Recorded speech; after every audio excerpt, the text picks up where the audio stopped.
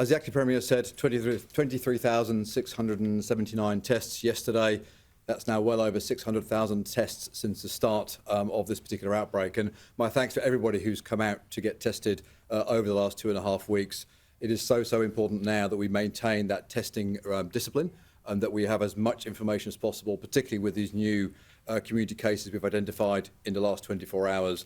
We have a lot more work to do collectively as a community to really get to the bottom of the remaining ends of these outbreaks. 78 active cases of COVID in our community at this point in time. 3 of those individuals are in hospital. They're all ostensibly well, but they are in hospital for their own protection.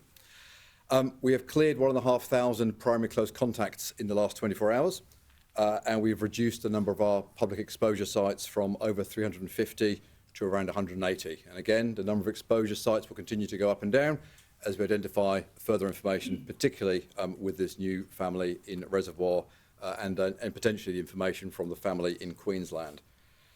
With regard to the City of Whittlesea outbreak, we have 32 cases in total. Some of them are expired. We have around 1,000 primary close contacts left in that outbreak. The last new mystery case identified for the City of Whittlesea was on the 31st of May. So we've had a fairly stable run of cases for City of Whittlesea, mainly existing primary close contacts. For Port Melbourne, we have 31 active cases in total. Last new case was identified on the 6th of June, last new mystery case on the 6th of June. We have 1,500 primary close contacts left. On the Arcare, the aged care facility in Maidstone, we have 10 active cases.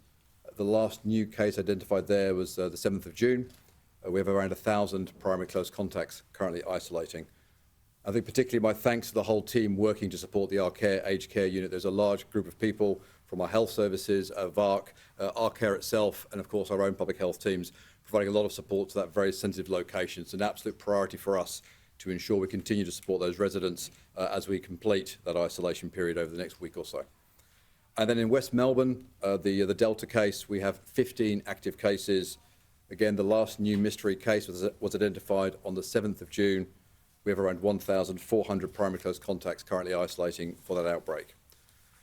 So with regard to those outbreaks we've been talking about now for a few days, we are starting to see increasing stability in those outbreaks. We have a significant number of PCCs, primary close contacts, that are still isolating, but as I've said, we are now starting to reduce the overall number of primary close contacts. And again, as we've said before, my thanks to everybody who continues to isolate as a primary close contact. I know it's particularly challenging as we start to ease restrictions for the rest of Melbourne, that you're still being asked to maintain that isolation period. It is so important that we maintain that until the end of your isolation period, that we return a negative test and then are able to be cleared by our public health team. But my thanks for what you're doing.